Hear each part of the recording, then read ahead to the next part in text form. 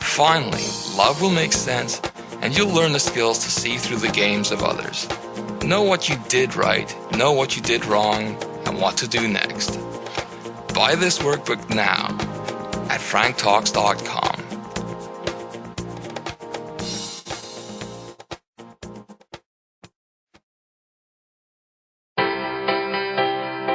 From Loser to Seducer is the story of Frank B. Kermit. This book marks the triumph of a nice guy over most of his inner demons.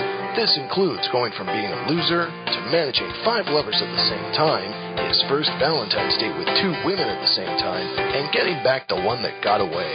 Want to learn how you can change your life? Buy this book at franktalks.com.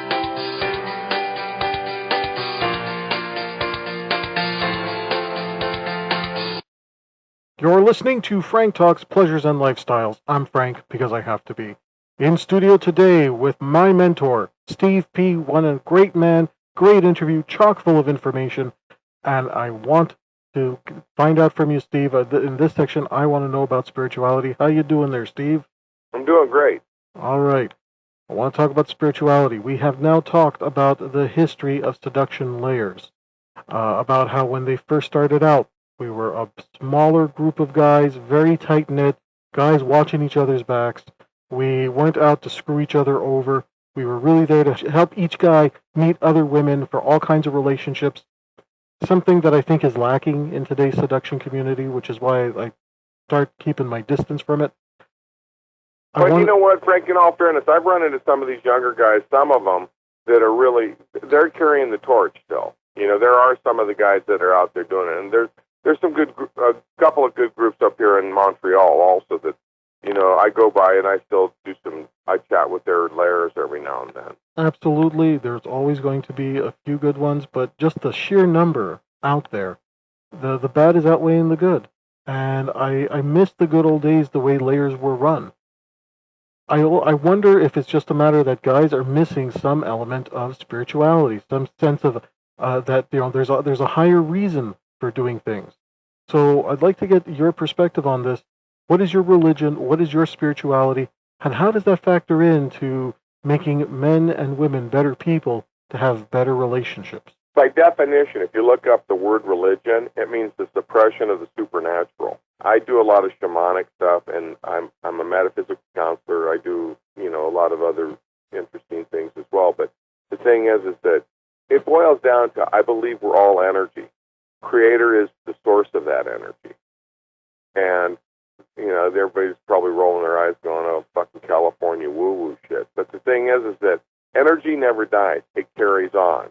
And the thing is that, you know, some of the things in metaphysics or metaphysical counseling that we talk about is there's certain laws that are what they call the universal laws. And there's certain things about that when you create harm to others, you bring harm back to us. Here's an example. When people think about love and hate, they think that they are opposites. They aren't opposites. Love and hate are the same thing. It's just a different quality of energy. One of them is negative, one of them is positive. And what you put into it comes back fourfold. So here's what I mean. If you're walking down the street just being single and all that, you're just kind of cruising along. But if a young man finds a lady, a lover that is in his heart, in his mind, all of a sudden he starts paying attention to things like, wow, look how beautiful these trees are. Listen to this bird. You know, I mean, not that everybody gets so romantic and wound up in it, but they start seeing life in a whole different way. Now, the same guy could be in a relationship and they have a tiff. You know, they have a little bit of a fight. All of a sudden, oh, fuck that, I want to break that bird's beak. Fucking saw down the tree. You know, it's like, the point of it is, people are trying to find, once again, things outside themselves to fill the void.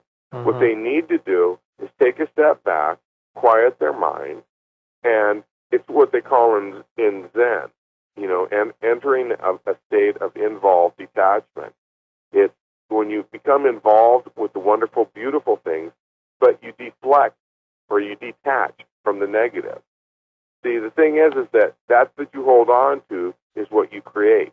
See, in my way of understanding it, we are energy. We came from Creator. We were made in the way of the Creator. So we are also creators. So if that we hold in our mind, in our thoughts, is what we create. Basically, if you run around thinking that all people are fucking assholes, you know what you do? You go around and you find out and you convince yourself and you verify that. On the other hand, if you go around and create that all people are basically good at heart and good at intention, right? Every now and then, you might get proven wrong. But more times than not, you can still find the part of other people that's rewarding to know. It's real simple. Spirituality is what we all know what's right and wrong. And it's just different concepts that are in Zen and that are Buddhist concepts. They're real easy for me to identify with, and especially the stuff with Native American. It's interesting, but the Hopi believe in the same chakra system as the Hindus. But they don't talk about the two bottom chakras, the root and the sacral chakra, because those are related to sex and primal force. Mm-hmm. But even though these are incredibly separated by thousands and thousands of miles, don't even speak the same language, the same, when translated, the 5 top chakras correspond in the Hopi tradition to the same top 5 of the Hindu. So there's like your heart chakra, your throat chakra, your crown chakra, all these types of things, right? Same. And it's because of the same, they function in the same way. The whole thing with chakras and stuff probably throws people off too, but the bottom line on it is if people start understanding something about yoga and the chakra systems, they'll start understanding when they have problems, they get trapped, their energy. The chakras are energy centers in the body. And the thing is that they start slowing down. That's why it's important to do things like chakra cleansing and shielding and these types of things. What do you say to the guy who listens to this and says, I don't want to know any of this, just give me some more of that pickup stuff? I go, there's lots of other people out there that will teach you the pickup stuff. I don't teach pickup. I teach people relationships. And a friend of mine, but he goes, they aren't puas, they're putas. People using technical advice. It's just kind of a fun thing. But the thing is that, again, people need to step back, find out what do they want at this phase of their life in a relationship. In a relationship with another person that's going to be in their life. Are they just looking for one-night stands? If that's really what they're looking for, they should go get coin-operated girls, because the coin-operated girls will do all the stuff you want them to do, and they just break out a price sheet, and then they leave afterwards. All these other guys, go, well, I never have to pay for sex. Meanwhile, they're doling out all this money for dinners, for this, for concerts and all that, and they ain't even getting a hand job. Go to the rub and tug, dude. Okay. If that's all you want, look it. I don't change my own oil. I could. I know how to. I drive my car in. I get a quality mechanic. He crawls under there, changes the stuff, tunes my car up, does all that stuff. Could I do it myself? Hell yeah. But you know what? If there's a service and I need it and I don't want to do it, I go pay for it. Okay. And if all they're looking for is to drop a load into a sperm bank, you know what? Pay for it. And it's like, what do they say? They were asking about why, as rich and famous as you are, why would you pay for sex? Oh, is that Charlie Sheen? I don't pay for sex. Yeah, you pay them to leave. Charlie Sheen. He goes, I don't pay for sex. I can have sex anytime I want. I pay for the honor of having them to leave after I'm done with sex. And it's like, the other thing is, guys are all worked up about, wow, but, hookers are this or there or that or blah, blah. There's some really nice hookers that are out there.